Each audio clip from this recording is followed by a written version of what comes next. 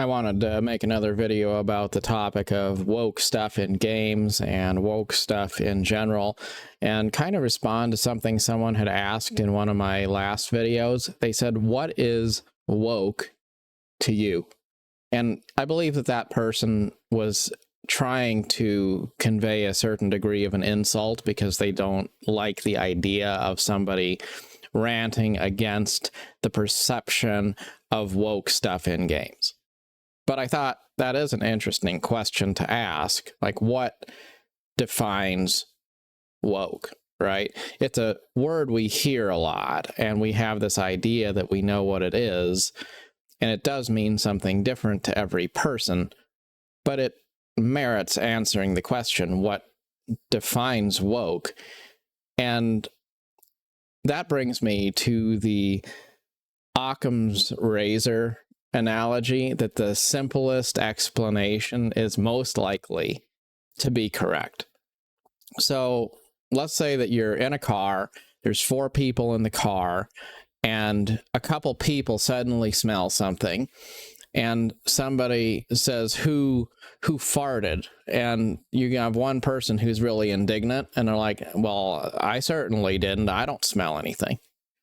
Well, it's probably going to be the person who is offended by the idea of being accused, and the person who also does not seem to detect a problem. That's going to be probably the person who's guilty. And the other thing is, you don't really have to say, well, here, let's go into the scientific details of exactly how you smell a fart. You just smell it, and you know it. You know it because it smells disgusting, and that's all it really boils down to. And if somebody says, well, I don't know what disgusting means, and I need you to tell me what disgusting means, because how do you define that? Well, disgusting is indeed different to everybody. And there are some people who like the smell of farts. They like to smell their own. That's fine. However, that's not everybody. And that's really the issue. It's not that I'm offended by weirdness. It's that I don't find myself attracted to it, and I want to do things which I think are interesting, things which do attract me, things which do excite me. That's what I want to do. So the bottom line is, probably, if it doesn't feel fun, if it feels like there's an agenda there, if it seems suspiciously like something is off, sometimes you just trust your gut, and if it seems weird and crazy, maybe it just is. Just that simple. And if somebody disagrees, well, that's all right. You know, I think the truth of the matter is, the demarcation line is not really about a type of content. It's about proportion. And what we see in a lot of media today is niche things that don't reflect a majority of players' interests get presented as if they're mainstream, top priority issues. So just to take, for example, the inclusion of minorities or LGBTQ type stuff, well, let's look at the percentages. What percentage of people identify as part of whatever that group is? Well, if it is a small percentage of the customer base, then it should also represent a small percentage of the focus to include it.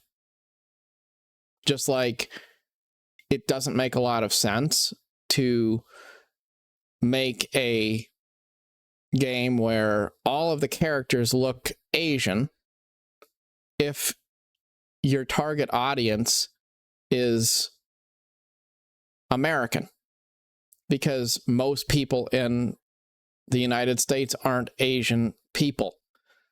it's certainly fair to have some, but if everything starts to reflect what seems to be an obsession, then that's not really healthy. That's just obnoxious.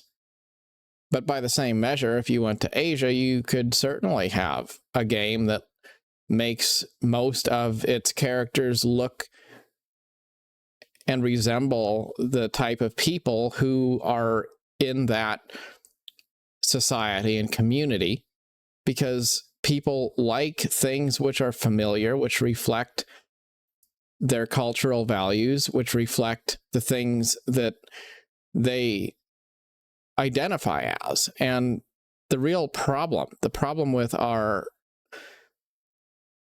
society, when we try to go out of our way to be inclusive, we go ditch to ditch. And instead of being inclusive naturally, we do it in a way that does not seem organic, it does not seem authentic, and it just seems over the top. And it also is excluding all of the demographics that aren't part of itself. You know, I was looking at this resource group, a corporate resource group for my company. Somebody made this. It's like a special interest think tank that's supposed to be ensuring that we are inclusive and hearing the needs, concerns, interests of specific minority demographics. And someone called it BARGE. They called it BARGE, the Black African American resource group. Okay, the Black African American resource group. So think about this. Like I know how this works. Why did we call it BARGE? Why isn't it just the AARG? Why isn't it just the African American resource group? Why does it have to be the Black African American resource group? Well, you know, because BARGE just sounds better. So and I guess it excludes any white people that might have come from Africa, because you wouldn't want that. I don't know. But you know what the point is? The point is it's a caricature. It's silly. Are there LGBTQ people who are like normal looking? I don't know. Like, do they all, like, can you always tell who they are just because of the way they talk and the fact that they're always covered in the rainbow? Is that how that works? Because I don't know. Because I thought the other side of this argument is that we want to say that we don't stereotype people. We don't reduce people to a caricature. We don't make a point to only include one type of narrative because we want to, go out of our way to portray ourselves as being inclusive. Most of the time, it seems like the people who are obsessed with inclusion are actually not the minority group that they say that they're including. And it's all just a disingenuous charade. It's people washing each other's hands, trying to pat each other on the back, and come up with new ways to do something which is going to get them kudos for being inclusive. And it seems like it's disingenuous, and it seems like it's ridiculous because it probably is. And that doesn't mean that not liking something means you're hateful. You can not like something, and it can seem like it's not very good just because it's not very good, and it's excluding the things which could be better. And when we sign up for entertainment, we want to be entertained. And if you want to entertain mainstream folks, you have to have mainstream themes that you are presenting to them. You know, I think I think back to something that I heard. It was a African-American gentleman who talked about what it was like to go from the era of segregation into a free society. And he said that he was taught that it's very important for you to work extra hard, to try extra hard, to prove yourself in society, because it's a privilege to be part of society. It's a privilege to have the opportunity to be included. And so he said to young black men, he said, we have to work extra hard to prove that negative stereotypes aren't true. We have to earn our place in society. Now, I don't believe that anyone should be forced to struggle more than others. And if that's how it works, then that is unfortunate. But the truth is that probably for a lot of first-generation African Americans who experienced segregation and then had the opportunity to be free from it, they weren't focused so much on saying, we don't like Western culture, we don't like society as a whole. Instead, they were saying, there's a lot of good in society, there's a lot of good in the world, and it's not that we're trying to destroy that, it's that we want to be part of that. And too often what we see in society today is this attitude that we're trying to destroy anything that resembles tradition. If it appears to be part of legacy politics, legacy faith, anything from the old guard, it needs to go. And what it's like is if you had a teenage child and that teenager wanted to go do their own thing and you told them, no, here's what you're going to do, and you can't just do whatever you want. And then that teenager wants to rebel because they don't want to be controlled, they don't want to be told what to do.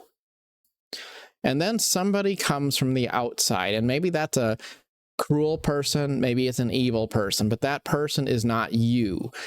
And so that person comes along and says, you know, come with me, I will emancipate you. And that teenager just wants to rebel, and they don't think about whether what they're going to is actually better, because all they care about is that it's not what they're coming from. And too often, the activist progressive left has the attitude that we're not trying to include everyone. We're trying to tear down anything that resembles legacy tradition. And that's why in games, for example, we don't see just the inclusion of the option for LGBTQ people to be included. We also see things like female characters being made to look less feminine, and we see male characters made to look less masculine. We see stories which are deliberately undermining existing lore or tradition, because the goal isn't just to be inclusive, it's to replace one thing with another. And that's where I think a lot of the pushback comes from. And you don't necessarily have to prove it. It's just a feeling that a lot of us have, and it's not fake. That's the bottom line. Now, at the end of the day, thankfully, this is not a huge issue. It is perhaps significant because everything that matters in society is part of, well, it matters. It matters because it influences who we are and where we're going as a culture. And so it can be important to us, but that doesn't mean that it's the biggest thing. I mean, the truth of the matter is I'd rather have identity politics problems being our main concern than probably any of the problems people had back in the Dark Ages. I would rather deal with obnoxious activist liberals that want to put a rainbow on everything than the obnoxious Roman Catholic Church going off on crusades, or the Salem witch trials burning women in the middle of a town square. So the point I'm getting at is life is not that bad, nor is this that big of a deal. It's something to talk about. It's something that we have a right to have an opinion about, but ultimately we have a lot of good things going for us in society, and we shouldn't be too cynical.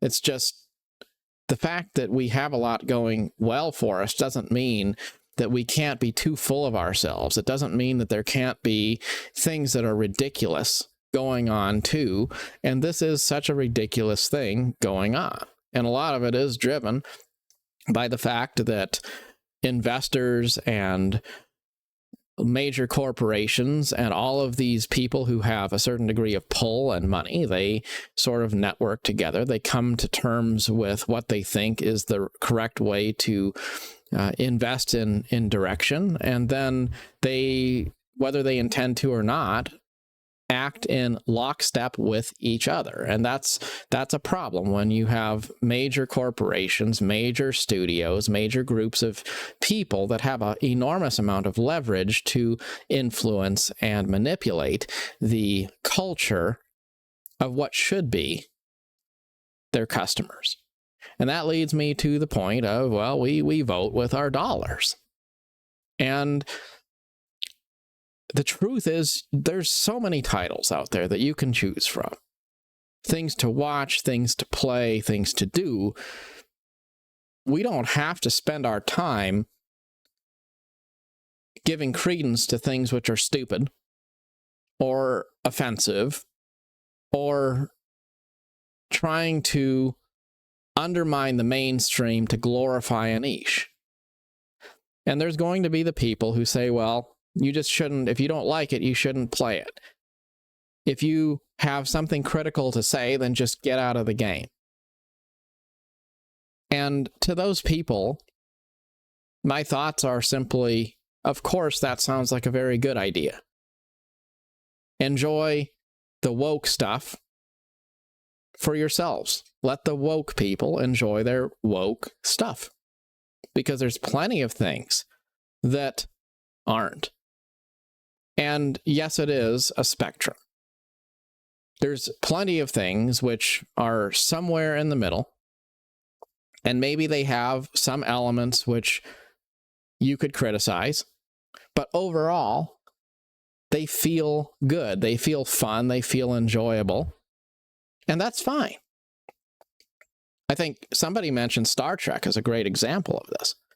Star Trek contains a lot of progressive, probably liberal themes in terms of how it talks about economics, how it talks about inclusion and diversity and a lot of things. And a lot of people love Star Trek regardless of their political affiliation, because Star Trek told an amazing story and it presented it in a way that was cohesive. And even if it had a reason, maybe a political reason for a lot of what it had to say and a lot of the subject matter it explored, it was a very good story. And that's really what it boils down to. When you produce quality products, then you earn the right to infuse any type of artistic vision you have into that product. But when the main goal is to preface something with a political inclusion message, and then you expect that to be enough, and the content quality is poor, then there's a point where even if it's an IP that you love, even if it's something that you think is great, yeah, just log off. Go do something else. Because life is good. There's hundreds of games out there to play. And the ones that fall on the list of having weird, cringe stuff in them are ultimately just a small group of recent titles in an ultimately large library of different things that can be experienced. So my final point is echo chambers fail. When people say, if you don't like it, get out. When people want to be hostile to anybody who has criticism, eventually the critics do all go, and they leave the echo chamber to itself. You have a few folks who are obsessed with whatever their agenda is, and everybody else moves on. And that's enough of a consequence right there. You don't need to have any retribution beyond just doing the things that you love.